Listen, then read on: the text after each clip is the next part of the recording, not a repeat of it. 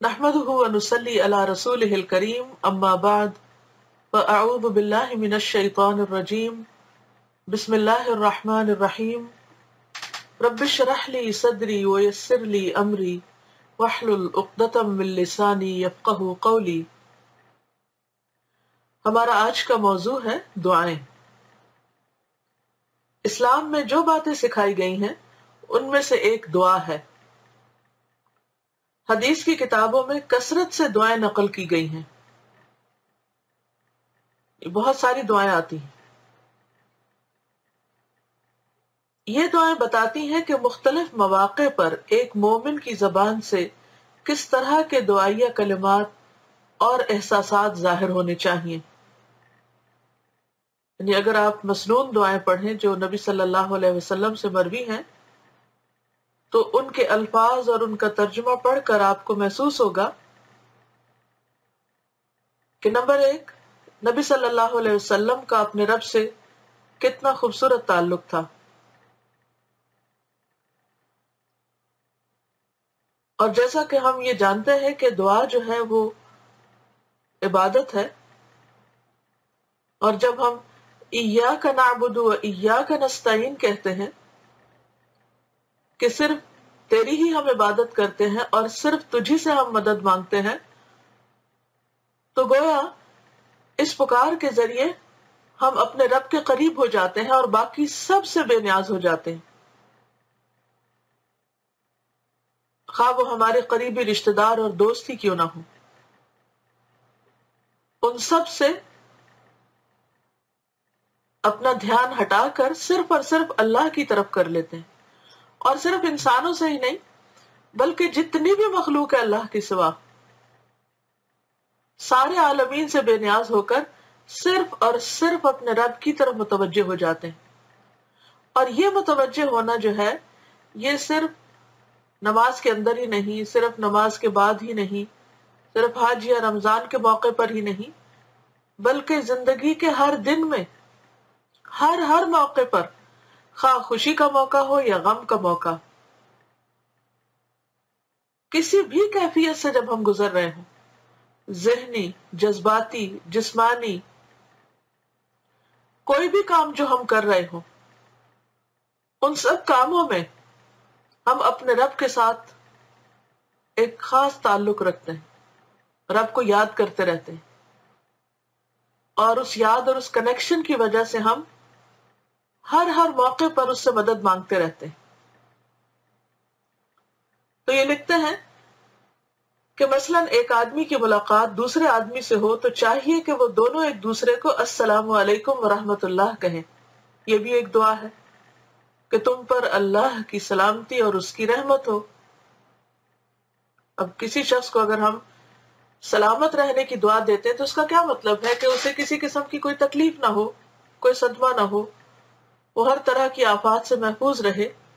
اور صرف آفات سے محفوظ ہی نہ رہے بلکہ اس کے ساتھ ساتھ اس پر اللہ کی رحمتیں ہوں، کیونکہ جب اللہ کی رحمت کسی پر ہو جاتی ہے تو پھر وہ دنیا اور آخرت میں باقی سب سے بے نیاز ہو جاتا ہے انسان، اور ہر طرح کی خیر اور بھلائی اس کو نصیب ہوتی ہے، اور خاص طور پر ان خیر اور بھلائیوں میں اللہ کی عبادت کی توفیق، اللہ کی طرف متوجہ ہونے کی توفیق، کیونکہ صرف اللہ کی رحمت ہی کی وجہ سے ہم اللہ کی عبادت کر سکتے ہیں اور اس قابل ہوتے ہیں، کیونکہ وہی ہمیں توفیق دیتا ہے تو ہم صحیح معنوں میں اس کی طرف متوجہ ہوتے ہیں، اور اسی کی رحمت کی وجہ سے ہی ہم جنت میں بھی داخل ہو سکتے ہیں، اور اس زندگی کے، اس دنیا کے اور آخرت کے سارے امتحانوں میں پاس ہو سکتے ہیں۔ پھر یہ لکھتے ہیں کہ یعنی یہ کہ تمہارے اوپر اللہ کی سلامتی اور اللہ کی رحمت ہو۔ اسی طرح مومن کو چاہیے کہ جب وہ کھانا کھائے تو وہ بسم اللہ الرحمن الرحیم کہہ کر اپنا کھانا کھائے، یعنی اللہ کی اس رحمت کو محسوس کرے کہ اس نے اس کی بھوک مٹانے کا بہترین انتظام کیا ہے، اور جب کھانے کو ختم کر لے تو الحمدللہ کہے، اور اسی طرح کے دوسرے کلمات اپنی زبان سے ادا کرے، یعنی پھر اللہ کو یاد کرے، اسی کا شکر ادا کرے۔ گویا کہ ایک مومن اپنے کھانے پینے کا آغاز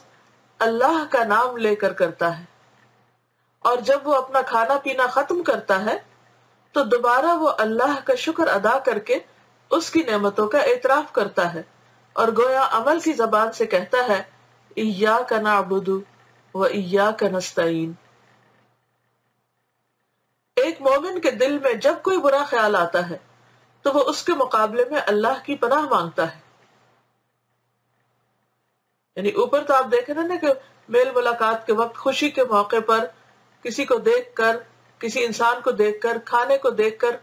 ہم کیا کہیں، اور اب یہاں پر یہ بیان کیا جا رہا ہے کہ اگر ہم تنہا ہوں اور ہمارے دل میں کوئی برا خیال آ رہا ہو تو پھر ہم کیا کریں؟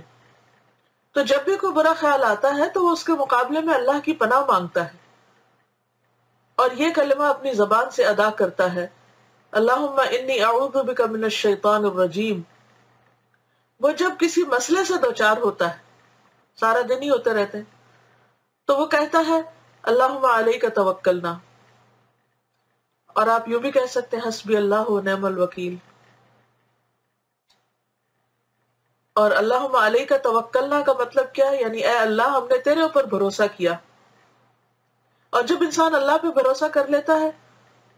تو وہ دنیا کے غموں سے نجات پا جاتا ہے، فکر سے آزاد ہو جاتا ہے۔ اسی طرح جب اس کو مال کا کوئی حصہ ملتا ہے تو وہ کہتا ہے اللہم بارک لنا فی اموالنا، یعنی اے اللہ ہمارے مالوں میں ہمیں برکت عطا فرما۔ ایک مومن جب سفر کرتا ہے تو اس کی زبان پر یہ کلمات ہوتے ہیں اللہم انت الصاحب فی السفر وانت الخلیفۃ فی الاہل، یعنی اے اللہ تو اس سفر میں میرا ساتھی ہے اور تو ہی میرے بعد میرے گھر والوں کا نگہبان ہے۔ سفر پر جاتے ہوئے انسان کو طرح طرح کے وسوسے ہوتے ہیں، انسان عموماً گھر والوں سے، دوستوں عزیزوں رشتہ داروں سے جدا ہو رہا ہوتا ہے، تو اللہ تعالیٰ اس کو اپنے رحمت سے ڈھانپ لیتا ہے، اور اس کو یہ یاد کرایا گیا اس موقع پر کہ وہ اللہ کو اپنا ساتھی بنا لے، اللہ کی یاد میں اپنا یہ سفر کرے۔ جب اس کو کوئی حادثہ پیش آتا ہے تو وہ کہتا ہے انا للہ و انا الیہ راجعون، یعنی ہم اللہ کے لیے ہیں اور ہمیں لوٹ کر اللہ ہی کی طرف جانا ہے۔ اسی طرح زندگی کے ہر موڑ اور ہر مرحلہ کے لیے اسلام میں دعائیں بتائی گئی ہیں۔ یہ دعائیں ہر موقع پر مومن کے ایمان کو تازہ کرتی ہیں، وہ موجودہ دنیا میں اس کے ہر تجربہ کو ربانی تجربہ بناتی رہتی ہیں، یعنی ہر وقت اس کے دل میں رب کی یاد رہتی ہے، اور سارے دن میں مختلف طرح کی دعائیں جن میں بہت ساری ورائٹی ہے، ان کو پڑھتے ہوئے اللہ کے ساتھ ہر لمحہ اپنے تعلق کی تجدید کرتا رہتا ہے انسان۔ مومن اسی طرح ذکر اور دعا کے سائے میں زندگی گزارتا ہے، یہاں تک کہ وہ مر کر اپنے رب سے جا ملتا ہے، اور مرتے وقت بھی اس کی زبان پر لا الہ الا اللہ ہوتا ہے، کیونکہ زندگی بھر وہ اپنے رب کی یاد میں رہا، تو موت کے وقت بھی اس کو رب ہی کی یاد آئی۔ تو اللہ تعالیٰ سے دعا ہے کہ وہ ہمیں صحیح معنوں میں اپنی محبت عطا کرے اور ہم ہر موقع پر اسی سے مانگنے والے ہوں۔ تو اپنے لیے اس وقت آپ کوئی اچھی سی دعا مانگیں۔ چلیے آپ نے مانگ لیا تو انشاءاللہ تعالی اللہ تعالیٰ قبول کرنے والا بھی ہے، اللہ تعالیٰ ہم سب کی دعائیں قبول فرمائے۔ وآخر دعوانا ان الحمد للہ رب العالمین۔ تو انشاءاللہ میں تھوڑی دیر میں پھر حاضر ہوتی ہوں دوسرے سبجیکٹ کے ساتھ،